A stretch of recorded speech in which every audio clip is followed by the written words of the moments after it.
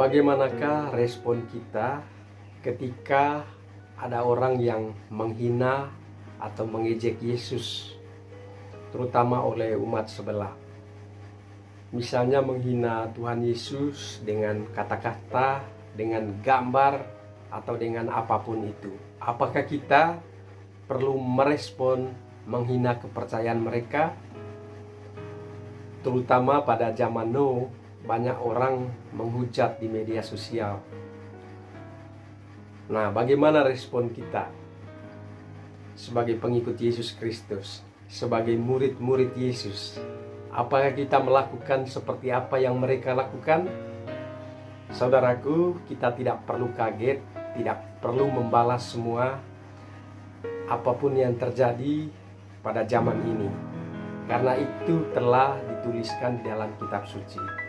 Ingat, iblis itu sangat membenci Yesus Kristus, dan otomatis kita sebagai pengikut Yesus juga sangat dibenci oleh iblis, karena kita sebagai muridnya, kita percaya kepadanya sebagai Tuhan dan Juru Selamat.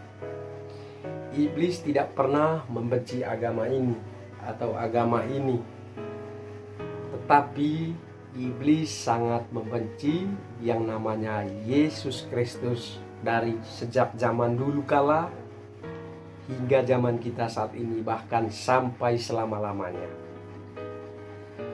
Sebab Yesuslah, mungkin ada yang bertanya, mengapa terjadi demikian? Mengapa iblis sangat membenci Yesus? Saudaraku, di dalam kitab suci dikatakan, Yesuslah yang mengusir iblis dari surga. Yesuslah yang meremukkan kepala iblis. Yesuslah di dalam kitab Wahyu yang akan menghukum iblis. Jadi buat kita pengikut Kristus, hinaan terhadap Yesus tidak akan mengurangi keilahian Tuhan Yesus. Yesus adalah Tuhan atau Sang Firman yang telah menjadi manusia, dan firman itulah yang menciptakan seluruh alam semesta ini. Mau Anda mengakuinya ataupun tidak mengakuinya, Yesus tetaplah Tuhan. Dan Ia jugalah yang telah menebus dosa semua umat manusia di atas kayu salib. Meski mungkin banyak orang yang menghinanya dan juga menganggap ini suatu kebodohan, hinaan atau penolakan manusia, ingat, itu tidak serta-merta membuat Yesus akan lengser dari tahtanya di kerajaan surga. Yesus tetaplah Yesus. Dia adalah Tuhan dan Dia adalah kebenaran. Dia adalah jalan, kebenaran, dan hidup. Jadi itu harus perlu diingat. Dia adalah jalan yang lurus. Dan pesan saya yang terakhir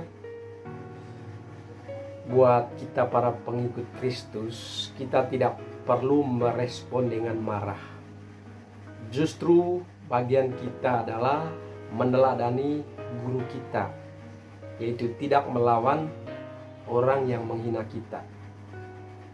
Tetapi Yesus memberikan perintah kepada kita semua seperti di atas kayu salib.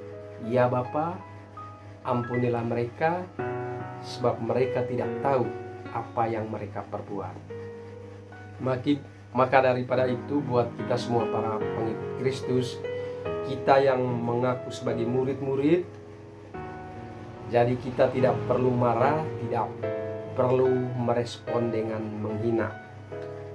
Jika ada yang menghina Yesus sedemikian rupa, jadi mari kita meneladani Tuhan kita Yesus Kristus, yaitu berdoa bagi mereka yang menghina. Dan mungkin ada beberapa orang sulit untuk tidak membalas dengan penghinaan. Mungkin ada yang merasa dirinya perlu marah dan membela Yesus Kristus. Dan itu mungkin salah satu wujud cinta atau kasih mereka kepada Tuhan Yesus. Jadi saya mengajak teman-teman sekalian yang mengalami penghinaan atau yang sering membaca di media sosial penghinaan terhadap Tuhan kita, mari kita ingat pesan Tuhan Yesus di dalam kitab suci agar kita mengasihi mereka.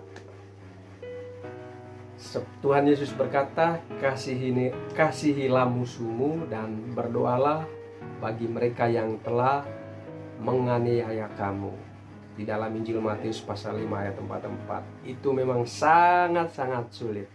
Tapi dengan pertolongan Roh Kudus, semoga kita diberikan kemampuan, diberikan penghiburan agar kita bisa menghadapi hal-hal di dunia ini atau di lingkungan di sekitar kita yang sangat benci dengan Tuhan Yesus, dan itu memberi dampak atau konsekuensi bagi kita sebagai para pengikutnya. Tetap berdoa, tetap setia di dalam nama Tuhan kita Yesus Kristus. Amin.